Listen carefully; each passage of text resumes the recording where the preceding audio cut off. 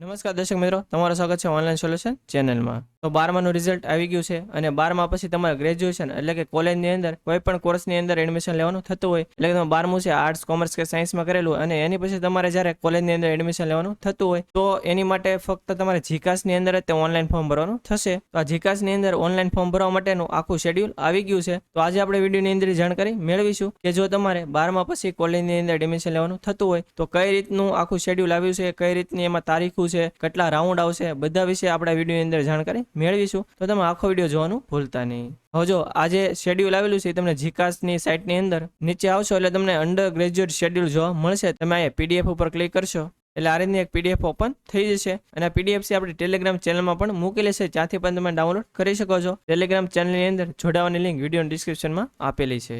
તો આપણે 12મા પછી તમારે જો કોલેજની અંદર એડમિશન લેવાનું થતું હોય તો આજે શેડ્યુલ આવેલું છે તો એના વિશે આપણે સ્ટેપ બાય સ્ટેપ માહિતી જોતા જવી. તો જો પેલું છે રજિસ્ટ્રેશન રાઉન્ડ 1, એટલે કે આપણે જીકાસની અંદર આખું ઓનલાઈન ફોર્મ ભરવાનું થશે. એમાં તમારે પેલા બેઝિક રજિસ્ટ્રેશન આવશે અને પછી આખું ફોર્મ ભરવાનું થશે. તો એની તારીખ છે 7/5 એટલે કે 7 મે થી આના ફોર્મ ભરવાનું શરૂ થઈ જશે અને 28/5 એટલે કે 28 મે સુધી આના ફોર્મ ભરવાનું શરૂ રહેશે. તો આ તારીખની અંદર આપણે ઓનલાઈન ફોર્મ ભરી લેવાનું. પછી એકવાર આ તારીખ પૂરી થઈ જશે પછી તમે આની અંદર ફોર્મ નહીં ભરી શકો, એટલે ખાસ તમારે આ સમય મર્યાદાની અંદર ફોર્મ ભરી દેવાનું. આપણને ટોટલ 22 દિવસનો સમય આપવામાં આવશે. એની અંદર તમારે બેઝિક રજિસ્ટ્રેશન કરવાનું થશે અને ફોર્મ ભરો એની અંદર બધી તમારી પ્રોફાઇલની માહિતી, શિક્ષણની માહિતી, કોલેજ પસંદગી છે અને ડોક્યુમેન્ટ અપલોડ કરવાના આવશે અને ફી ભરવાની આવશે. અને આના વિશે આપણે અલગથી એક વિડીયો બનાવી દઈશું અને આના ફોર્મ ભરવાનું શરૂ થશે એટલે આના વિશેનો અલગથી ઓનલાઈન ફોર્મ કઈ રીતે ભરવું એનો વિડીયો તમને આપણી ચેનલ ઉપર મળી રહેશે. એટલે આપણી ચેનલમાં જો તમે ન હો તો ચેનલને સબસ્ક્રાઇબ કરવાનું ભૂલતા નહીં, જેથી જીકાસની અંદર આખી એડમિશન પ્રોસેસના બધા વિડીયો તમને સમયસર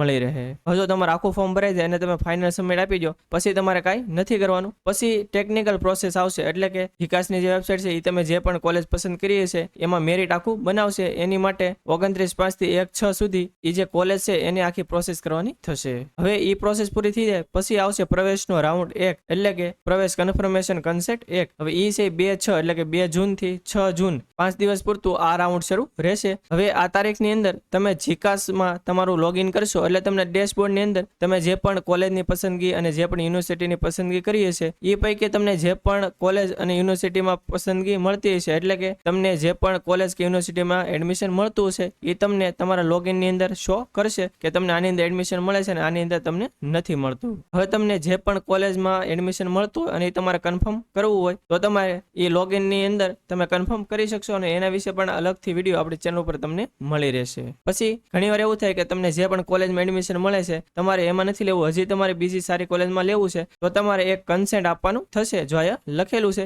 એ તમે જ્યારે તમારું એડમિશન કન્ફર્મ કરાવવા જે તે સેન્ટરે જશો ત્યાં તમે કહેશો કે મારે હજી આગલા રાઉન્ડની અંદર ભાગ લેવો છે અને કન્સેન્ટ આપવું છે તો તમને જ્યાં કન્સેન્ટ એ કરી આપશે. પછી તમે જ્યારે એડમિશન કન્ફર્મ કરાવવા જાઓ તો કઈ જગ્યાએ જવું, એમાં કયા કયા ડોક્યુમેન્ટની જરૂર પડશે એના વિશે પણ આપણે અલગથી વિડીયો બનાવી દઈશું. જ્યારે પણ આ પહેલો રાઉન્ડ આવશે ત્યારે તમને સંપૂર્ણ માહિતી મળી રહેશે.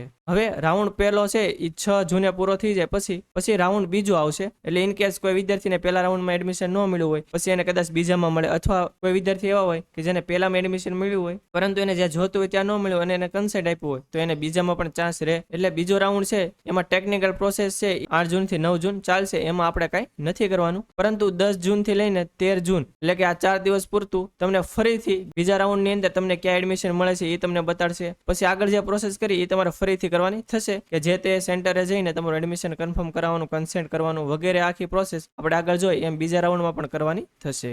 હવે બીજો રાઉન્ડ પૂરો થાય પછી ત્રીજો રાઉન્ડ આવશે તો એની તારીખ પણ અહીંયા લખેલી છે. તો ત્રીજા રાઉન્ડનું રિઝલ્ટ છે 17 જૂને આવશે અને 20 જૂન સુધી આ ત્રીજો રાઉન્ડ શરૂ રહેશે અને એની અંદર પણ તમારે સેમ પ્રોસેસ કરવાની થશે. એવી રીતે ચોથો રાઉન્ડ આવશે તો એની તારીખ પણ અહીંયા લખેલી છે કે ચોથો રાઉન્ડ છે એનું રિઝલ્ટ 24 જૂને આવશે અને 29 જૂન સુધી આ રાઉન્ડ શરૂ રહેશે અને એમાં પણ આપણે આગળ જોઈએ એમ સેમ પ્રોસેસ કરવાની થશે. તો અત્યારે હાલ 4 રાઉન્ડ સુધીનું શેડ્યુલ આપેલું છે અને આ જ્યારે રાઉન્ડ બહાર પડશે ત્યારે એના વિશે ડિટેલમાં પણ આપણે વિડીયો બનાવી દઈશું જેથી તમને સંપૂર્ણ માહિતી મળી રહે. અને ઇન કેસ આની સિવાયના બીજા કઈ રાઉન્ડ બહાર પાડવામાં આવશે તો એના વિશે પણ તમને આપણી ચેનલમાં વિડીયો મળી રહેશે. એટલે તમે ચેનલમાં ન હોય તો ચેનલને સબસ્ક્રાઇબ કરવાનું ખાસ ભૂલતા નહીં. હવે આપણે શેડ્યુલ તો જોઈ લીધું પરંતુ અહીંયા નોંધની અંદર એડમિશનની ડિટેલમાં બધી માહિતી લખેલી છે. એ તમે PDF છે એ ડાઉનલોડ કરીને એકવાર વાંચી શકો છો, જેથી તમને આ એડમિશનની સંપૂર્ણ માહિતી મળી રહે. તો આથી સંપૂર્ણ માહિતી કે તમારે 12 પછી ગ્રેજ્યુએશન એટલે કે કોલેજની અંદર એડમિશન લેવું હોય તો કઈ રીતનું આખું શેડ્યુલ આવેલું છે એના વિશે માહિતી મેળવી. હજુ તમને કંઈ ખ્યાલ ન હોય અથવા તમને કંઈ પ્રશ્ન હોય તો તમે કોમેન્ટ બોક્સમાં જણાવી શકો છો. આપણે 100% આન્સર આપીશું. અને આ વિડીયો જો તમને સારો લાગ્યો હોય તો વિડીયોને લાઈક કરી દેજો અને મેક્સિમમ લોકો સુધી શેર કરજો, જેથી બધા લોકોને આની વિશે માહિતી મળી રહે. અને જો તમે આપણી ચેનલમાં ન હો, આપણી ચેનલ હજી સુધી સબસ્ક્રાઇબ ન કરી હોય તો ચેનલને સબસ્ક્રાઇબ કરવાનું ભૂલતા નહીં, જેથી આવી જ માહિતી તમને સમયસર મળી રહે. અને આપણે ટેલિગ્રામ અને વોટ્સએપમાં પણ ચેનલ છે, એની અંદર જો તમે જોડેલા ન હો તો નીચે ડિસ્ક્રિપ્શનમાં લિંક આપેલી છે, એના પર ક્લિક કરીને તમે એમાં જોડાઈ શકો છો, જેથી આવી જ માહિતી તમને સમયસર મળી રહે. તો આજ માટે બસ એટલું જ. મળશું આપણે નેક્સ્ટ વિડીયોમાં. ત્યાં સુધી બધાને જય હિન્દ.